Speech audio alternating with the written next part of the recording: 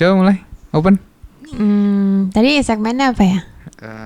Bedah artikel. Oke, kita bedah artikel with a boyfriend. Oke. Deg-degan. Episode pertama saya. Oke, jadi lo abis nulis artikel nih, ya kan? Enggak. Ya dong. Selesai. Apa terus? Dengan judul Why Startups Are Closing. Benar. Nah, sebelumnya kenapa lo nulis tentang ini? Gua nulis tentang ini karena gua lihat banyak startup yang udah mulai tutup dan juga banyak yang lay off di Indonesia dan luar Indonesia. Gua juga kerja di startup dan itu bikin gua agak khawatir ya.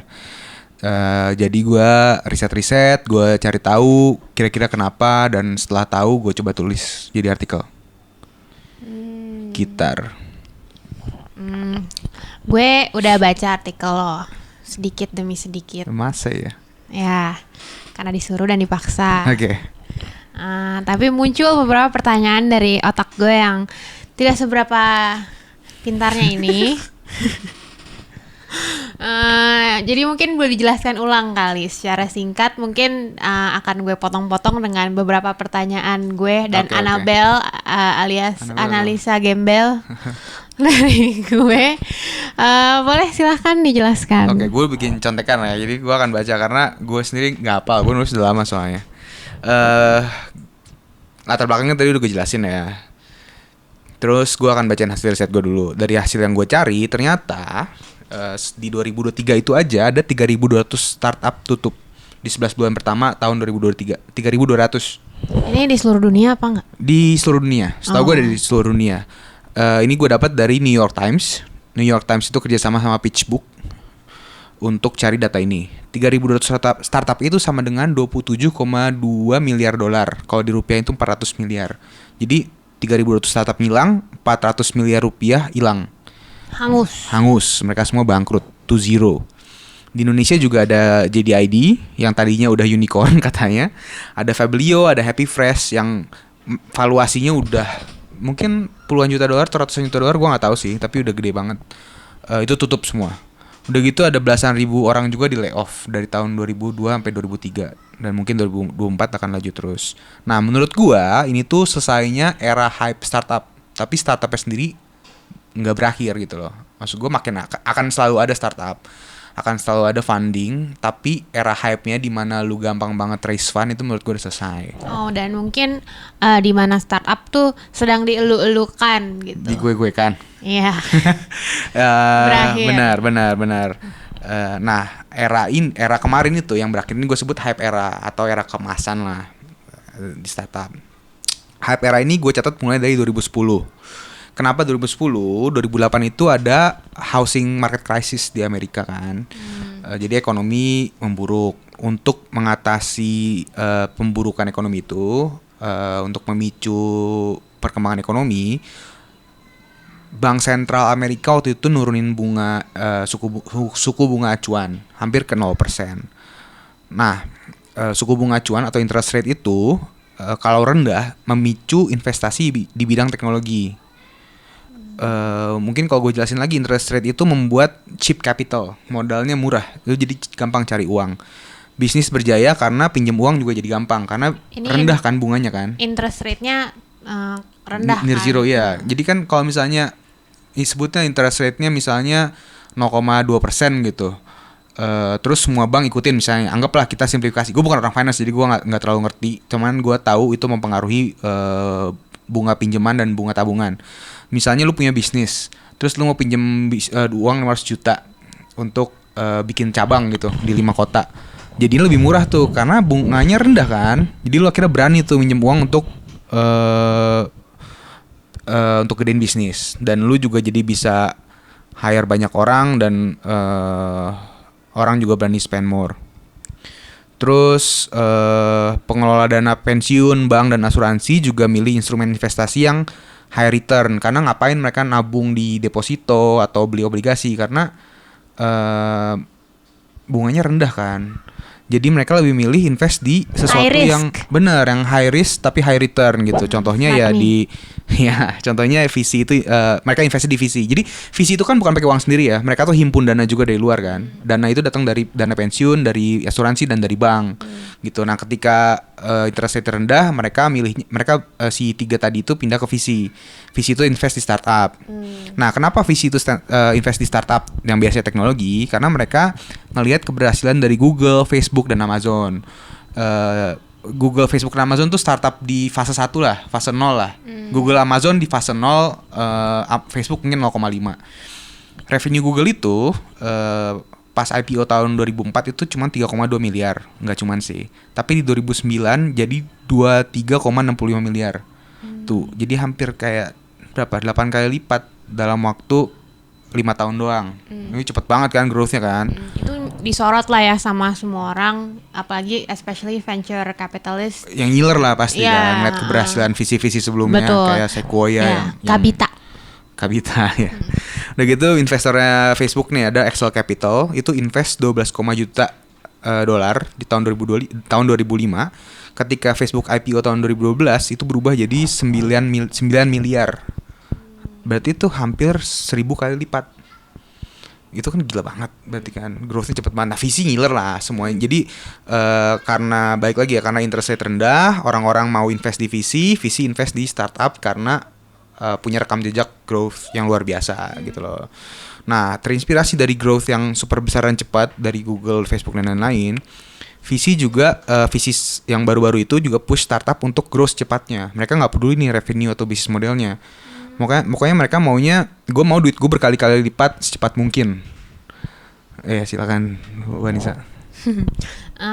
Tadi kan dia nggak peduli sama, jadi kan pada saat itu tuh VC kan kabita banget nih. Terus dia tuh nggak peduli bisnis modelnya si startup tuh kayak gimana gitu kan. Yang penting bisa growth sebanyak-banyaknya. Benar. Nah, jadi mereka itu sebenarnya seorang VC itu atau kayak badan VC itu memilih sebuah startup itu based on apa pada saat itu? Yang pasti mereka ada due diligence, gue tahu karena jadi mereka pasti ngecek. Cuman gue nggak tahu ya se-thorough apa gitu loh, mereka sedetil apa mereka ngecek. Tapi juga mereka terinspirasi sama growth gitu loh, sama trend. Terbutakan juga. Pasti. Jadi misalnya Uber lagi naik atau kemarin pas COVID kan kesehatan lagi naik, udah kan semua orang invest di Halodoc, Alodokter atau mungkin ada startup lain yang mungkin kurang oke, tapi yang mereka mau ikutin the hype train gitu loh. Jadi ada rasa FOMO juga menurut gue di antara VC itu. Dan lagi ini gue nggak tahu tepatnya ya, cuman setahu gue VC itu cuman butuh beberapa unicorn atau beberapa IPO untuk cover kerugiannya gitu loh. Jadi buat mereka invest banyak-banyaknya itu menguntungkan karena mereka cuma butuh sedikit yang sukses gitu. Nah oke, lanjut ya. Kenapa VC itu nge-push sebentar, gue lupa lagi tadi sampai mana. Nah oke, karena nge-pushnya growth bukan revenue. Di tahun 2010 sampai 2022 itu banyak banget startup yang tumbuh besar. Di 2003 menurut gue lupa tadi gue lihat dari mana ya, cuman di Indonesia itu ada 2.400 startup. Di awal-awal kejayaan tuh tahun 2010 sampai 2015 mungkin ya, ada kayak Gojek, Tokopedia, Bukalapak. Terus kayak COVID kan, ketika COVID tuh ada Halodoc, Alodokter, lain-lain. Ya startup kesehatan lah ketika COVID. Nah, kesamaan dari mereka semua tuh menurut gua bisnis model tuh belum mantep. Maksudnya gua belum ngeliat sih dari antara mereka yang memang udah profitable. Goto bilang tahun 2023 mereka EBITDA positif, tapi belum profit berarti kan.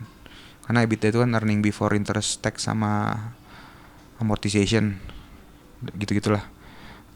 Ya pokoknya mereka jadi tahun 2010 sampai 2022 itu banyak banget startup.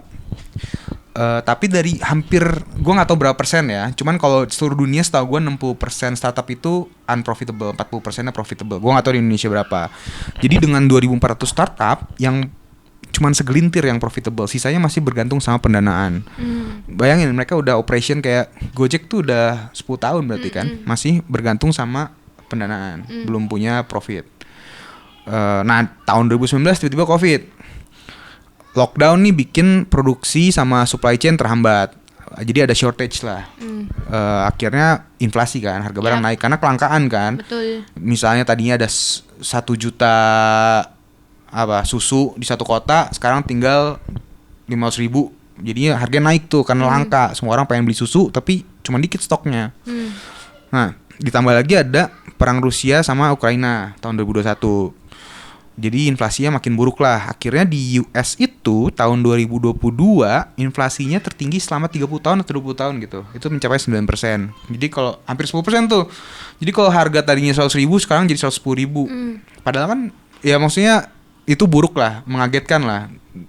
Nah, untuk bisa contain inflasi tersebut, untuk bisa antisipasi, pemerintah US akhirnya naikin suku bunga acuan. Setelah bertahun-tahun akhirnya naik tuh. Pertengahan 2002 mulai naik pelan-pelan sampai akhirnya jadi 5,5% di awal 2024. Oh, naikin suku bunga acuan berarti lebih sukar untuk mengeluarkan uang dong ya orang. Betul, mereka bukan lebih sukar sih, cuman mereka lebih memilih untuk nabung. Mereka lebih memilih untuk nabung karena bunganya besar. Mereka lebih memilih untuk invest di deposito atau obligasi karena bunganya fix. Mereka memilih untuk mengurangi hal-hal yang riskan, kayak invest di startup, kayak gitu. Nah, gue baca juga tahun 2017 tuh ada riset dari namanya European Financial Management Association.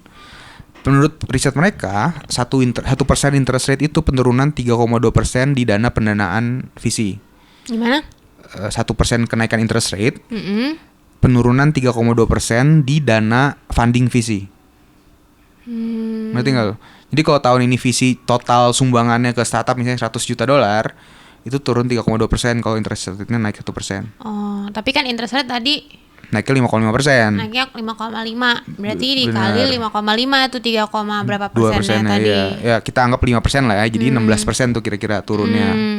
Jadi kalau misalnya di tahun 2001 ada $10 juta dana funding VC, di tahun 2002 itu jadi cuman $10 juta dikurangi 1,6 juta. Jadi tinggal $8,4 juta gitu loh. Dan $8,4 juta kan pasti dibagi sama banyak banget. Dibagi mungkin 2.400, anggaplah 2.400 gitu loh. Jadi ya kecil banget kuenya dan dibagi ke banyak orang. Betul. Dan mungkin nutup cuman buat operasional mereka yang digede-gedekan dari awal banget gitu kan. Iya, bukan cuma operasional sih, biaya promosi dan lain-lain. Iya, promosi, biaya bakar duit segala macam. Betul. Nah, makanya di tahun 2022 VC itu mulai kering tuh dananya.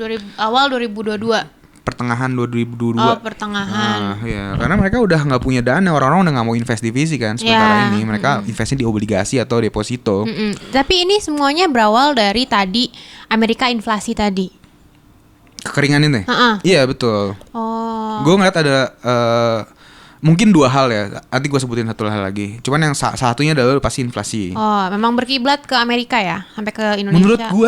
Menurut gue ya pasti ada pengaruhnya. Gue nggak teliti sih korelasinya. Gue bikin tentang Amerika, cuman ya cobalah. Mungkin yang nonton ada yang lebih ngerti soal finance bisa kasih tahu gue kalau gue salah. Pokoknya tahun 2002 VC mulai kering tuh. Nah, startup ini yang udah mulai operasional, ada juga yang baru operasional karena mungkin dia baru naik pas COVID. Mereka udah kehabisan dana kan. Dan biasanya kan startup gitu kan, kehabisan dana mereka raise fund lagi untuk punya dana runway lagi kan berapa puluh tahun gitu. Misalnya 5 tahun, 10 tahun. Udah gitu untuk bakar uang lagi, untuk capture lebih banyak user lagi gitu loh. Mereka udah nggak punya duit sekarang dan mereka udah nggak bisa raise fund karena VC satu inflasi. Jadi tadi yang gue bilangin mereka udah ada shortage dana. Kedua, menurut gue VC juga ngelihat ini kok nggak untung-untung sih.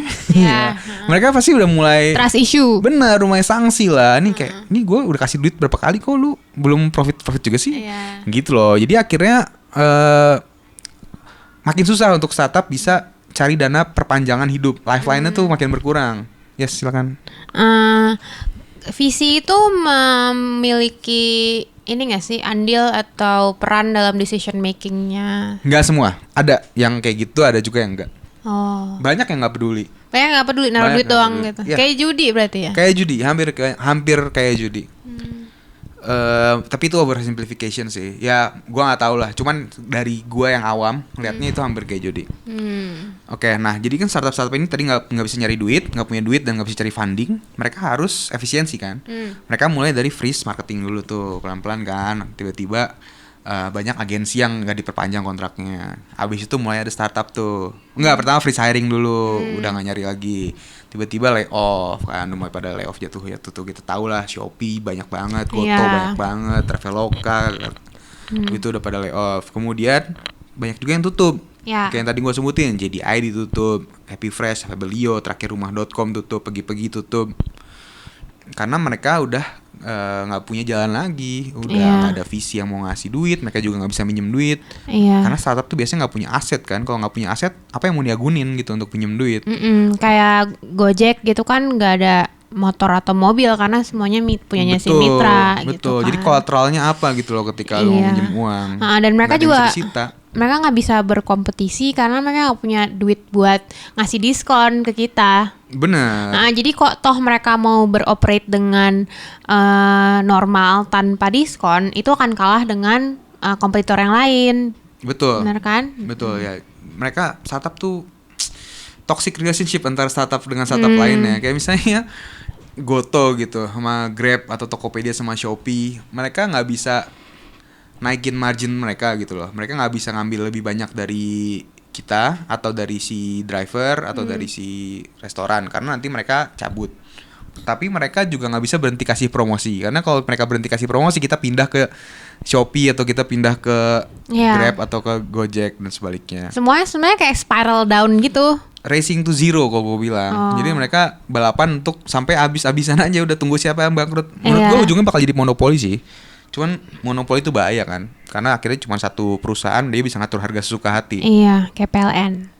Kayak PLN ya. Benar. Nah, ya pokoknya setelah 2002, maksudnya kita bisa ngeliat lah, berarti kan tahun 2002 tuh ada perubahan, ada shift lah di environment startup ya, di field startup nih. Di tahun 2003 itu bahkan CEO Uber itu kirim email ke karyawannya, mereka bilang akan fokus cari profit karena ada shift di makroekonomi. Ini kapan? 2003. Lu bayangin sih setelah Uber bertahun-tahun operasional baru sekarang dia pikir kita harus cari profit. Iya, tapi seakan-akan tuh hal baru. Nah, ini yang gue bingung tuh, kayak kok bisa sih mereka baru punya mutual awareness gitu. Ya, itu gue juga nggak tahu ya. Mungkin ketika uang itu murah, capital itu murah dan gampang banget untuk raise fund, ya mereka keenakan dan berpikir ini akan selamanya seperti ini gitu loh. Mereka bisa get away dengan ini terus-terusan. Cuman ternyata enggak kan. Gitu. Ini yang kirim email siapanya Grab tadi, CEO-nya? Ya CEO-nya. Uber. Ya, CEO-nya Uber. Gue lupa namanya siapa. Lihat di artikel gue aja. Raiputra.com. Ya pokoknya gitu kan. 2003 si CEO Uber ini udah ngingetin karyawannya bahwa kita sekarang fokus profit. Terus tahun 2024 itu nah sekarang 2024 nih, maksudnya gue ngelihat layoff masih bakal berlanjut sih sampai tahun 2024. Pasti masih banyak startup karena suku bunga belum turun di Indonesia ataupun di US. Dan gue rasa nggak akan turun cepet. Bank Sentral Indonesia juga, Bank Indonesia juga udah bilang mereka akan tahan ini beberapa lama walaupun inflasinya udah mulai menurun. Jadi gue rasa sampai tahun 2024 nih, akhir tahun 2024 masih banyak yang tutup dan layoff. Gue akan meramalkan. Nah, abis ini apa? Maksudnya setelah hype era ini selesai, jadi gue anggap 2024 nih masih penutupan hype era. Jadi kalau kita petain tadi 2010 sampai 2023 itu hype era, 2024 ini lagi penutupan nih. Setelah itu gue nggak tahu, mungkin setelah itu pindah hype-nya ke AI. Cuman ya di penutupan hype era ini, setelah hype era tutup ini apa yang terjadi? Menurut gue, VC bakal lebih selektif untuk beberapa waktu ke depan. Mereka mungkin akan milih startup yang manajemennya benar. Karena banyak banget founder yang mismanage gitu loh. Kayak misalnya Investri kemarin ada indikasi allegedly ya, si ownernya ngalirin duit ke rekening sendiri. Udah gitu banyak juga kan kisah yang ya leadernya ternyata not a leader gitu loh. Mereka nggak tahu cara manage sesuatu, mungkin karena mereka nggak pernah kerja sebelumnya. Jadi mereka mismanage perusahaan sampai berantakan. Sama yang kayak si apa tuh yang punyanya si Hamish Daud. Oh ya, yang nggak digaji berapa lama? Octopus Nggak ya? cuma iya Octopus nggak cuma digaji, cuman ternyata Nggak cuma nggak digaji. ya nggak cuma nggak digaji, cuman si CEO-nya kalau nggak salah bohong, dia Ternyata umurnya 17 tahun. bukan dia nggak graduate di mana, atau dia pokoknya dia bohong dengan tentang track recordnya dia. Oh gitu. Ya makanya hal kayak gitu. Menurut gue visi akan lebih hati-hati sih. Harusnya ya. Kenapa nggak dari dulu gitu? Itu kayak basic Ya, karena- basic business conduct gitu loh. Karena dulu semua visi lainnya bekerja seperti itu. Maksudnya mereka cuma ngejar volume kan. Gue harus invest banyak-banyaknya. Maksudnya gini loh, kalau visi kan ya mereka ngeluarin duit sebanyak-banyaknya dengan harapan sedikit aja yang unicorn atau IPO kan. Jadi ya mereka lebih mikirin volume gitu loh. Kayak mungkin gue cerita dikit kayak di kantor gue. Maksudnya kayak beberapa lini bisnis dari grupnya kantor gue itu adalah visi. Dan gue melihat cara mereka bekerja itu selektifnya berat banget, maksudnya kayak dan ketat banget gitu. Jadi gue nggak nyangka kalau ternyata visi di luar sana tuh setolol ini gitu. Mungkin bukan tolol lah, gue nggak tahu lah. Menurut gue lebih ke FOMO atau struktural kali ya. Jadi karena mungkin ada tekanan juga dari atasannya, tekanan juga dari investornya. Jadi Jadi visi tuh ada investor lagi. kan tadi gue udah jelasin, lu nggak denger ya? Nggak dengar. Gue kira visi sama investor sama. Enggak, visi itu investor, tapi visi itu juga menghimpun dana dari investor lainnya. Oh, dititipin, dipercayakan ke Iya. visi untuk visi menaruh uangnya di tempat-tempat yang akan memberikan berkali-kali lipatnya lagi. Bener, biasanya itu dari perusahaan dana pensiun, dari bank asuransi. sama asuransi ya. Iya, Karena kan iya. bank, asuransi sama dana pensiun tuh mereka terima uang duluan kan. Tapi uang itu kan makin lama value-nya makin turun karena inflasi setiap tahun. Jadi mereka harus invest di suatu tempat, ngamanin uangnya untuk ngelawan inflasi. Ya mereka tebar kemana-mana. Salah satunya ya pasti ada deposito, pasti ada yang dibeliin obligasi, ada yang dibeliin saham, ada juga yang diinvest ke visi.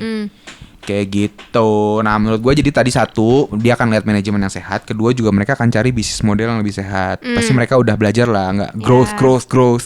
Tapi mereka akan lihat revenue-nya, profitnya, betul. Ya profit sebenarnya nggak mesti sih. Menurut gue perusahaan nggak mesti profitable. Yang penting bisnis modelnya sehat lah. Yang penting cash flow-nya positif. Terus udah gitu, ya pada akhirnya profit. Cuman ketika masih di growth stage, menurut gue profit bukan nomor satu. Tapi nggak lagi lah, maksudnya bakar uang yang terlalu eksesif. Itu menurut gue udah enggak. Tapi gue yakin juga akan ada hype train berikutnya. Sekarang kita lihat, mungkin nanti AI sih. Yang terjadi sekarang juga kan nggak beda jauh sebenarnya sama era.com di tahun 1990-an. Iya, era.com. Jadi dulu era.com. Ya, .com era. Itu nanti mungkin gue akan tulis juga artikel yang berbeda di kesempatan berikutnya. Tapi dulu itu emang perusahaan internet nih yang pokoknya ada .com-nya tuh langsung dilihat sama visi gitu loh, langsung diajak IPO. Gue pernah dengar cerita, gue nggak tahu benar atau enggak. Ada satu, jadi setelah beberapa perusahaan IPO, perusahaan .com IPO, ada satu perusahaan .com dia baru nyetup komputer di kantornya, itu udah ada visi datang ngajakin IPO. Belum ada bisnis model, kantornya belum siap, udah ditawarin, ayo kita IPO. Kayak gitu. Ya makanya jadi bubble dan jadi crash kan setelah itu. Berarti ini mirip-mirip kayak sekarang ya. .com eranya itu. Bener, nggak separah sekarang. Karena kalau .com era dulu tuh banyak juga retail investor kayak masyarakat awam yang invest di stock market itu ikutan. Jadi banyak juga kekayaan personal tuh terhapus. Kalau sekarang kan kita masih ada buffer visi kan. Maksudnya ada perantara dari visi. Iya, benar. Kalau dulu tuh langsung ke masyarakat. Jadi menurut gua agak beda impactnya. Setengahnya masyarakat, setengahnya ada pelajaran lah mungkin. Ada pengurangan resiko, ada manajemen resiko di antara era .com sama sekarang. Ya cuman hype train berikutnya akan ada. Mungkin AI akan jadi hype train berikutnya. Visi lebih banyak interest untuk sekarang ini AI. Ya, untuk invest di company yang ada AI-nya. Benar, karena mereka ngelihat Midjourney kan, sama mereka ngelihat ChatGPT atau OpenAI itu kan gokil banget. Nah cuman walaupun hype era ini menggemparkan ya, ending hype era ini menggemparkan, gue sih tetap melihat ada baik dan buruknya. Pertama baiknya, gue ngelihat ada perpindahan kekayaan nih, pindahan wealth transfer. Banyak orang-orang yang jadi lebih makmur. Founder udah pasti kan tiba-tiba jadi kaya gitu loh. Walaupun mereka tutup. Ya kan mereka stake-nya kan ya pas raise fund kan mungkin mereka udah jual persentase saham mereka gitu loh. Dan mereka jadi begitu mereka juga gajinya pasti gede sebagai CEO paling kan. gede. Iya. Jadi banyak orang-orang yang lebih makmur. Mereka juga banyak bikin lapangan pekerjaan untuk banyak orang. Maksudnya kan dengan banyak startup nih, banyak lapangan pekerjaan, orang bisa belanja. Iya, dan orang juga bisa gain experience di situ untuk bisa melompat ke jenjang karir yang lebih tinggi tempat lain. Ke startup non profitable berikutnya. Kasian. Kayak keluar kandang harimau masuk kandang buaya. Iya, benar. Ya maksudnya itu kan yang jalanin ekonomi kan. Maksudnya ketika kita kerja udah gitu kita bisa misalnya kayak beli mobil kan juga kita artinya ngebiayain gaji si buruh pabriknya, si orang marketing mobilnya. Jadi ada kekayaannya trickle down lah dari atas ke bawah.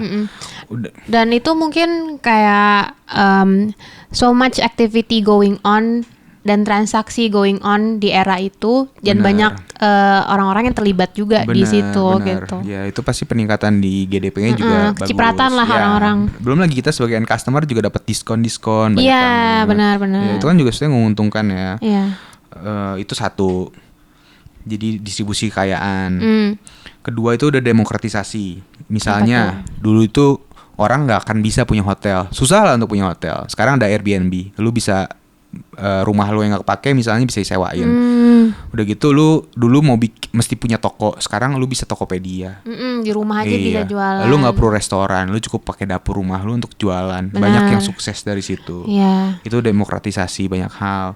Kemudian juga ada percepatan riset di bidang teknologi. Kayak dulu kita nggak bisa lah ngebayangin bisa di rumah aja terus pesan makanan yang jauh banget gitu. Rumah Jakarta Timur pesan makanan di Jakarta Barat. Dulu kan males lah, macet dan lain-lain. Sekarang kita tinggal pesan. Udah gitu itu baru yang customer facing. Belum lagi yang underlying teknologinya, kayak ada banyak banget sekarang framework JavaScript yang bikin orang gampang belajar coding. Belajar coding itu sekarang gampang banget. Gue belajar coding pertama kali itu Next.js. Itu tuh udah turunannya keberapa lah dari machine code gitu loh. Udah jauh banget tapi gampang banget dipelajari. Makanya itu juga ngebuka banyak peluang, pengetahuan. Pokoknya ya kayak .com bubble lah dulu ngebuka kesempatan Google masuk. Google gila gak sih maksudnya perkembangannya. OpenAI juga pasti ada hubungannya sama hype era startup ini gitu loh. Bisa ada OpenAI sekarang. Minusnya ya layoff satu. Hype eranya kan minusnya ya layoff. Banyak orang yang kaget lah mungkin, tapi nggak tahu sih yang layoff ini pada kemana sih? Lu diserap. Lu sebagai HR berarti terserap ya? Terserap sih sebenarnya ya. Tergantung budgetnya sih. Nggak, tapi maksudnya kadang harga-harga orang yang dari startup tersohor tuh mahal. Iya, oke. Gitu. Jadi kadang beberapa startup yang masih membutuhkan resource nggak mampu juga gitu. Cuman mau nggak mau orang-orang yang di Love ini menurunkan harga mereka lah supaya terserap. Jadi pasti terserap sih gitu. Bener ya? Bener terserap. Dan bagusnya lagi kayak si waktu Happy Fresh banyak layoff, mereka itu announce di Instagramnya mereka kayak ayo reach out to kita ada list nama-namanya nih. Kalau misalnya lu butuh, kalau misalnya lo butuh posisi ini kita bisa kasih gitu. Sama kayak yang punyanya e-commerce itu. Benar, ya mereka ada cat talent kan e-commerce. Iya, kayak gitu. Jadi kita saling bantu sih kemarin dan waktu dulu di company gue bikin juga kayak gitu. Kayak apa? Even kayak recommendation form gitu. Jadi kalau misalnya if you know someone yang kena layoff, tulis gitu. Nanti kita coba reach out gitu. Iya. Itu kan gue penasaran sih, maksudnya layoff banyak banget. Gue baca ada puluhan ribu orang yang kena layoff gitu. Tapi pada kemana? Kok gue nggak ngelihat ada, maksudnya kita inflasi tapi nggak seburuk yang gue bayangkan. Tapi ternyata contain ya, semua orang terserap ya, bagus lah. Iya, tapi yang zaman COVID inget nggak sih? Dulu tuh ketara banget orang layoff sampai kayak kita tahu itu orang tuh kena layoff jadi dia bikin usaha sendiri. Ingat kan yang dulu? Enggak. Dulu tuh waktu zaman COVID untuk orang-orang yang memang kerjanya harus di kantor kan banyak yang tutup kantornya. Nah mereka itu kena layoff dan sampai rumah. Maksudnya karena mereka nggak kerja, mereka tuh pada bikin usaha sendiri kayak bikin usaha piyama, habis itu usaha makanan, itu kan ketahuan gitu Lu kan. lagi jadi content creator. Iya benar.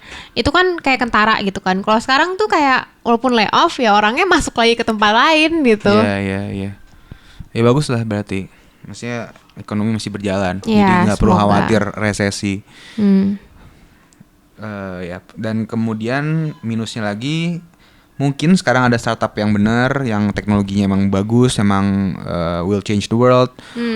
Bisnis model juga sehat, tapi ya ditolak karena sekarang sentimennya lagi buruk, udah gitu dananya juga lagi kering, jadi mereka nggak dapat kesempatan sekarang. Kayak maju mundur kena gitu ya. Siapa? Tadi yang lo bilang kayak maksudnya lo mau do good gitu. Oh iya. Tapi lo nggak dapat funding juga gitu Iya. untuk even do good gitu. Tapi ya mundur nggak kena kok kayak gitu kan. Maju Mundur- kena, mundur nggak kena. Mundur takut ini ntar kalah sama yang lain. Ya mungkin, tapi kan ya nggak tahu lah gue. Ya begitulah kira-kira itu sih. Intisari dari Intisari. anggur merah dari dari artikel gue. Gimana? Kira-kira ada yang miss, ada yang kurang, ada yang berlebihan?